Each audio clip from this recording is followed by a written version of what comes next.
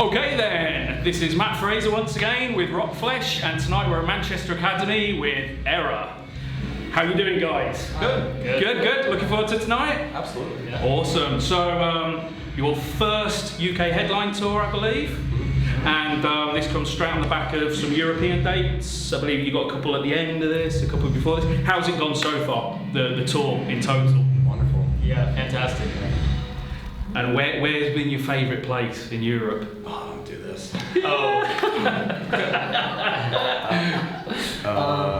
Scotland was really good. Did you? Yeah. Was that Glasgow? So good. Yeah. Best for crowd or best for, I mean, do you energy? It's not like some venues, have a packed out room, but the energy may not match a smaller stage. So yeah. I'm really gauging the shows on crowd reaction. Cool. Awesome. Yeah. Glasgow was one of them. Probably Cologne was the best show, and my favorite city to just explore is just Milan, because it's pretty different. Yeah, it was a good show. Yeah. Do you get much of a chance to hang out around cities when you do this kind of tour? Is it pretty much when you're there, you're resting, playing? You can make it work. journeying? Yeah, you can make it work. There's some. I mean, the schedule's pretty consistent, unless load-in changes. But yeah, there's time. Probably got like a 3-hour window of time throughout the day. Do you like to Tours just with. pack in, trying to see the city in that time? And, If it's a place like Milan, then it's like sure. But if it's Manchester and well, it's we're raining, like it's raining. We're very much on a university, or like any university, so it's like a campus vibe. It's like exactly, kind of know what to expect here. There's only so many sites that you can see. And the good coffee and the good food. Like I walk into a coffee shop and I just feel like the oldest person in there, and I'm just like, all right. It's like, hello, fellow young adults. We're all youths here. I roll on with my skateboard. Have you guys played Birmingham yet? You're playing Birmingham this tour? tomorrow. You guys are from Birmingham originally, I believe, but just not that Birmingham. Yep. So Birmingham, Alabama. They don't call you Brummies from that Birmingham, do you? Because I'm from Birmingham. This is Birmingham, as it were. No, yeah, we're called heard Brummies. Yeah. We're never sure whether it's a derogatory term or not, but we kind of we own it, as it were. So Birmingham homies. yeah, pretty much. Or Brummies. Yeah. Cool. So, for anyone who amazingly doesn't know your band, how would you describe your music to someone, the layperson on the street? What's your band like? Oh God. I don't know. It's all the difficult questions up front. Should we come on through? It's okay. This is what happens when we do guerrilla interviewing. Yeah, sorry. We'll be 5 minutes. This is good. This is not big. I did. So, Okay. Yeah. So, if you're describing your music to the lay person on the street, how would you describe your band to them? Do it. Or else I'm gonna a non-serious answer. I would. I would not, because I would not be able to come up with an answer. You said you'd come along to the gig, find out for yourselves. I mean, that's always a good way, isn't it? safe It's a answer. safe bet. It's a safe bet. It's hard to. Yeah. I don't know. I think you've been described in the press as progressive metalcore kind of thing. I think, I don't know, it depends what people think about metalcore and prog and all that kind of thing, but I think you're very technical, you've got the very technical sound, you've got the twin vocals, catchy songs. I think there's, for anyone who likes kind of Betraying the Martyrs, anyone who likes Siamese, all these kind of bands, or just like Wage War, Bad Omens, big band at the moment. I think like any fans of those bands, you'll absolutely love these guys. A little bit of gentleness, a little bit of chaos. Yeah. Exactly, and especially with the vocals, big thing. I think it's what definitely gives you a unique sound. You've got unique vocals. It's one of these where I always say a good band is when you hear the vocals and guitar parts and you immediately kind of say, oh, it's that band. There's no doubt about it. I think that's true of you guys. Yeah. Do you feel, certainly with the last album, self-titled, that you gave yourselves more freedom and allowed yourself to kind of expand your range a lot more? Kind of compared to maybe the earlier Freedom stuff. was definitely there. Time time was there too, which we sometimes didn't have in the past. And things you brought up before, just like less strain, just like feeling more open-minded and like we're just gonna do what we want. What sounds fun, you know. Should we pause? Yep. I'm so sorry. You're fine. All right. Listen up there. Perfectly timed. I didn't mean to interrupt. No, don't worry about it. I'm sorry if I did. It's It's all right. stressful up there. I'm sorry. Enjoy you. I won't be coming past it. Enjoy you filming. Thank you. This is going great. Yeah. So freedom of the vocals and the recording. Yeah, I kind mean, of- I don't know. Talk about Peanut, Think Loud. It was nice. Good experience. Good. You're in a nice environment. The studio room is awesome. Cute little historic town in York. I think it was a good environment to be creative, yeah, definitely. in my And you- mind at least. I was going to say, do you find that actually the kind of context that you're either writing in or the context that you're recording in makes a big difference? I wouldn't say it's massive, but I think it definitely helps. I mean, it makes it easier, I would say. Yeah. Nobody wants to record in a closet, which I've done. I once recorded vocals in a broom Yeah. closet, and it was not great fun. Not great fun. Sure. So, writing songs. How does that process come about? Because obviously you said that it's kind of intricate guitar parts, there's vocal melodies. How does that happen? Yeah, it usually starts with guitar. And like rhythm guitar generally sets the foundation for what the song turns out to be. And then leads and production layers, drums, vocals, lyrics, in that order typically. What gear do you use? What gear do I use? Yeah, tell 'em about your Line 6. We always do a little bit of gear bash. If everyone remembers within Destruction, Howard was very keen to talk about the intricacies of his setup. He always jokes about the his opposite. little Line 6 that he still uses from time to time. What, a little pod? Well, the Jelly Bean lights it. No, it's like Oh, a right. Spider 2, like Old school. practice combo. And I've ridden a lot on that, yeah. Just like Well, I suppose it's one of these that sometimes you do, especially writing. You go back to what you know, what you feel comfortable with for that initial. I feel like if you like, maybe it helps. Like it helps me to like strip away the modern conveniences of plugins to just like sit with like a quote unquote shitty amp. It's fine. But like just sit with a low volume. Well, the shitty amps are available. We like Yeah. Line 6. Yeah. But yeah, it helps sometimes. But yeah, the self-title was all written on a Line 6 combo amp in my voice memos. Excellent. Well, that always works really well. Like you have an idea, you bung it down, kind of thing. Yeah. Let's think. Writing, recording, performing live. What order of preference would you put those in? Because you love them all, obviously. Writing, recording live. I would say writing, live, recording. Perhaps. Really? Interesting. Or It's always an writing, interesting question. or writing and recording live. I mean, like. Recording, live, writing.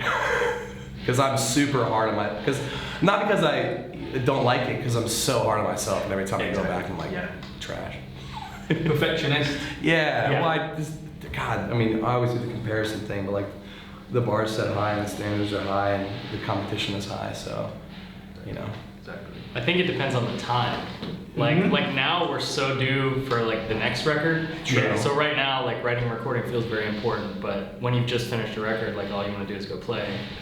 Yeah, that's a good point. But I have to say live because I don't write. So. If I did write, then it would be Yeah. Yeah, I mean, say like you've been on, you did what, a US tour prior to this? Yeah. right. And you've got Bad Omens tour coming up, I believe, as well. So that's a lot of time on the road. Is that kind of writing time on the road as well? Or kind of, kind of otherwise? Oh, let's get going. So doing the tours, a lot of time on the road. Is that time that you spend writing as well when you're on the road, or is it time you just focus on the live performance and experiencing the traveling? Just focus on the live stuff. I mean, there's like I said, there's like a 3 or 4 hour window to where it's not like really busy and actives. And I mean, I try to take as much of that time as possible to just, I don't know, unwind in whatever way you can. I mean, like, you'll chill and play video games. Yeah, I'll just go to a coffee shop, chill and read. I feel like forcing that, like those are pretty separate aspects. Yeah. I feel like forcing them to go on top of each other is gonna like bleed it too much. Like having like the decompression time during the day is pretty necessary, especially when we've been on the road for like 6-7 weeks. Yeah. So if he was trying to like, you have some ideas that he's just be like, oh, this is good, I'll jot it They down. pop into your head, as you say, that's straight on. But he's not setting the laptop up and like guitar. No. Yeah. Space and privacy is so scarce too. Yeah.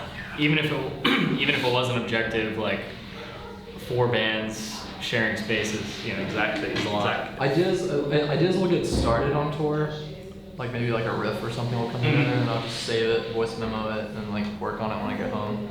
That's happened a lot, but yeah. Besides that, The kind of full no, writing. it's kinda like, Yeah, kind of separate. Separate. Definitely. With regards to the tours, obviously it's a really good lineup with Sentinel, Silent Planet, and Invent Animate, who we saw recently as well. Do you get a kind of any say in who's your tour support with this, or was it something that kind of... All of it. All of it. These are bands that we wanted to be on the tour, Mhm. and they said yeah. Yeah, I mean, obviously, as a lineup, it all goes together. It definitely all goes together.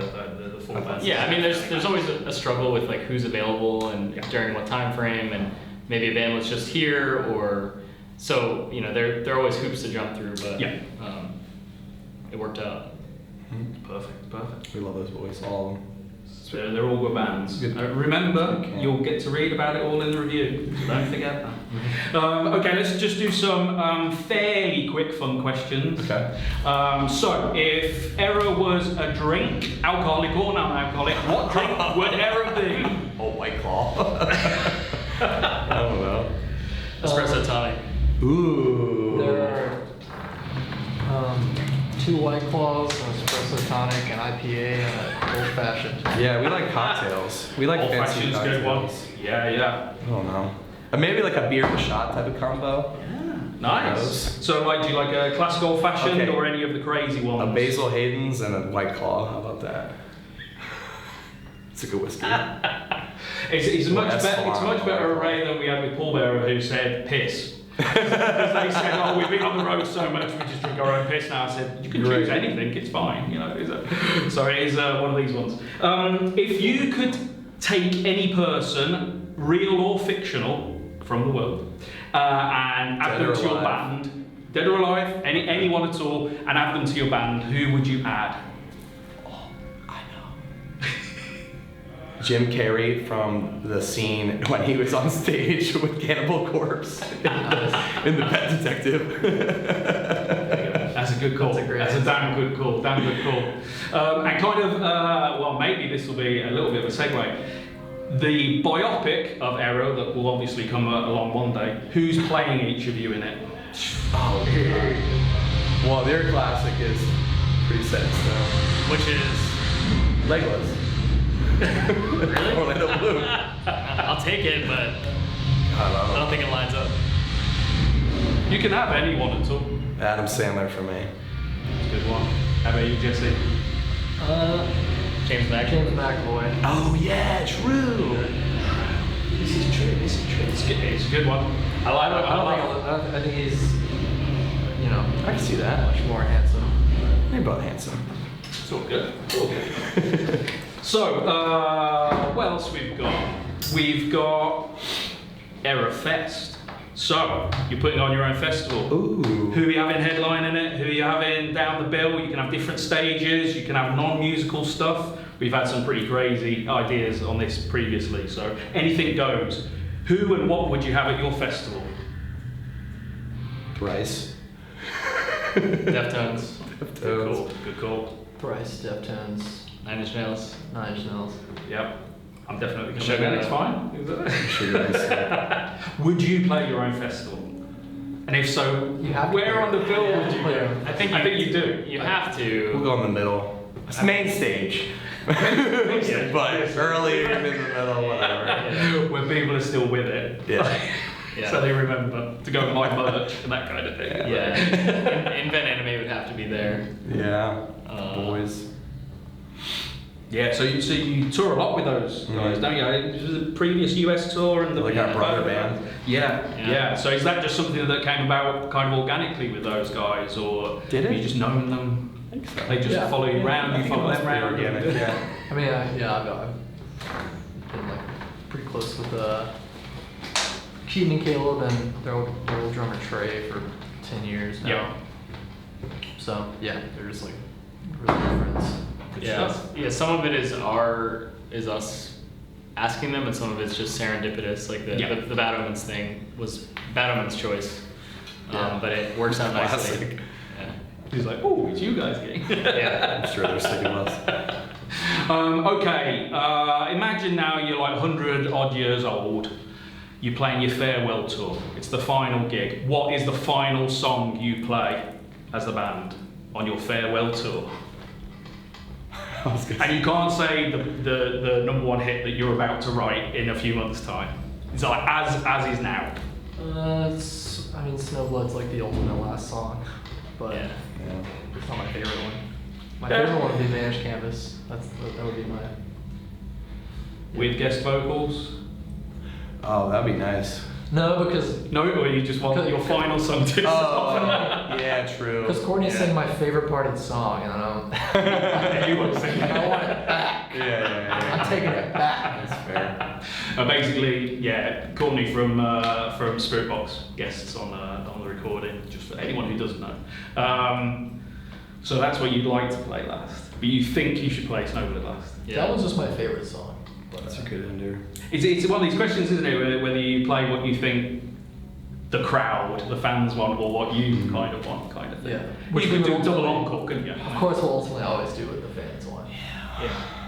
Well, Oh, with a the sigh. reason- Yeah, well, it's funny because I really miss playing The Hypnotist. I think it's an album closer for Yeah. Neon. I think Drift. or for Drift. Thank you. Sorry. And I haven't played that song, even heard that song in so long. That was the first thing that came to my mind. Yeah. Actually, I think it's one again, that's not.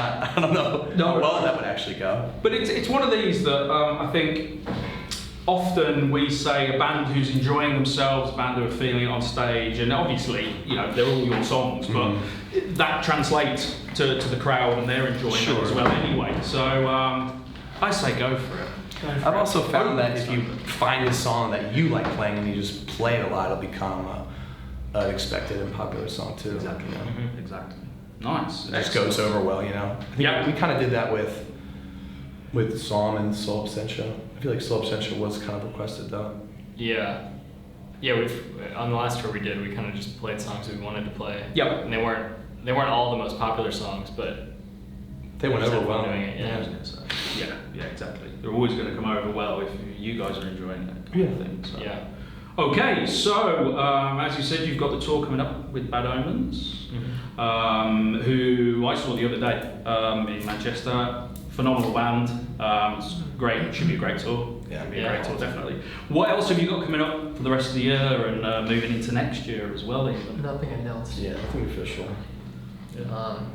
So that's the next thing that's coming up that is announced. Cool. So you think it's going to be some stuff? Yeah. You got some stuff knocking about, some writing, as you said as well. We're due Yeah. we're due for everything. Gotta get a record done. That's like the most important thing we should be doing right now. Yeah, you've been doing a lot of touring. Yeah. That's the writing. Getting something else. It's gonna be a busy year for sure. It's okay though. Superb. Yeah. Well, thank you very much for spending some time with us. Looking forward to the gig tonight. Remember, there will be the review, the photos, everything on rockflesh.com later on. But thanks once again, ERRA. Thank you.